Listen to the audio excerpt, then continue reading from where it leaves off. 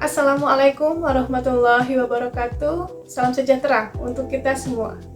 Perkenalkan, saya Francisca Veronica Dewi, ahli media kebidanan, nomor induk pegawai 1995 0902 2025 06 2001 dengan nomor siswa 26142. Saat ini saya menjabat sebagai anggota staf kesehatan preventif Satuan Kesdamna Mula Warman. Saya peserta pelatihan dasar calon pegawai negeri sipil Kementerian Pertahanan Unit Organisasi Tentara Nasional Indonesia Angkatan Darat Gelombang 4 Kelompok 1 yang diselenggarakan oleh Resimen Induk Daerah Militer 22 Tambun Bungai. Pada kesempatan kali ini, saya akan membagikan pengalaman pembelajaran saya selama distance learning. Saya akan sedikit mengulas mengenai agenda 4, yaitu habituasi dan aktualisasi, serta bagaimana proses penyusunan rancangan aktualisasi. Sebelum sampai pada pembelajaran agenda 4 ini, saya melakukan pembelajaran secara MOOC, atau Massive Open Online Course. Pembelajaran ini dilakukan secara mandiri oleh seluruh peserta latsar melalui sistem informasi pengembangan kompetensi atau Sibangkom yang merupakan platform digital terintegrasi yang dikelola oleh Lembaga Administrasi Negara Republik Indonesia atau LAN-RI. Di dalam Sibangkom, kita akan mendapatkan pembelajaran mengenai agenda 1 sampai agenda 4.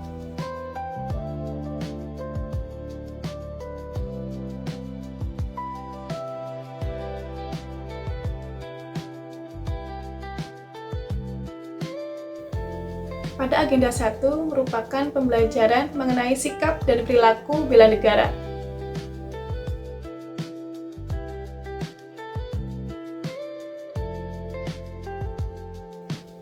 Agenda 2 merupakan pembelajaran mengenai nilai-nilai dasar ASN berakhlak.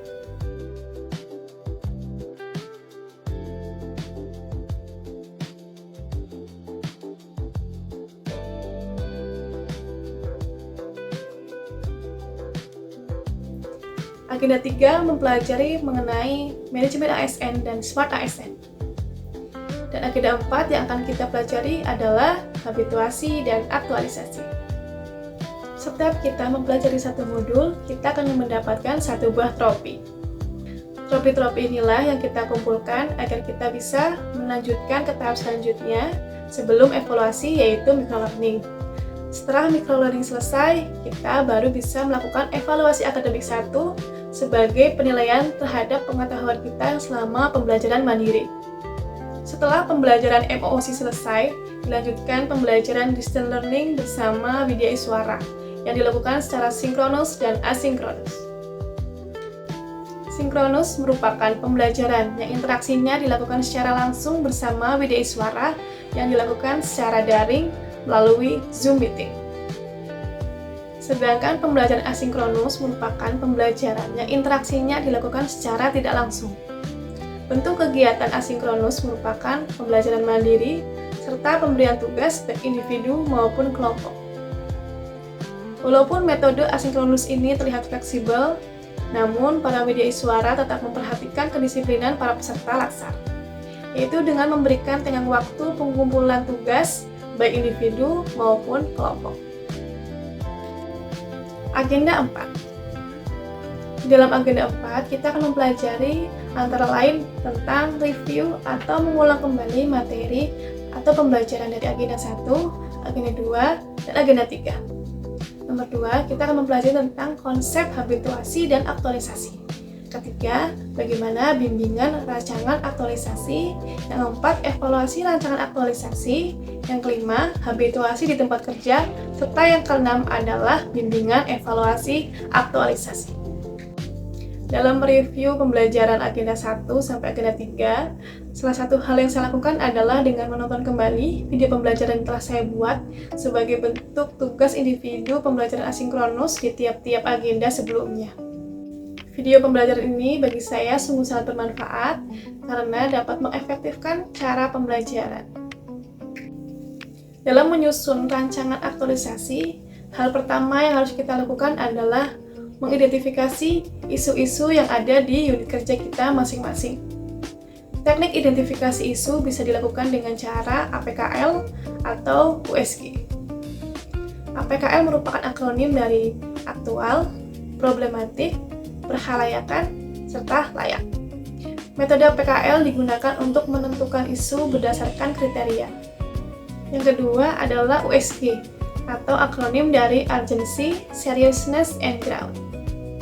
Pemberian skor dari 1 sampai 5 ini bertujuan untuk menentukan isu berdasarkan urutan prioritas tertinggi.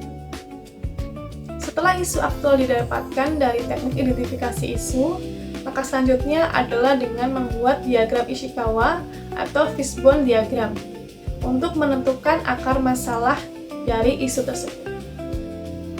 Fishbone diagram merupakan alat visual yang digunakan untuk mengidentifikasi dan mengeksplor secara grafis berbagai akar potensial dari suatu masalah yang spesifik.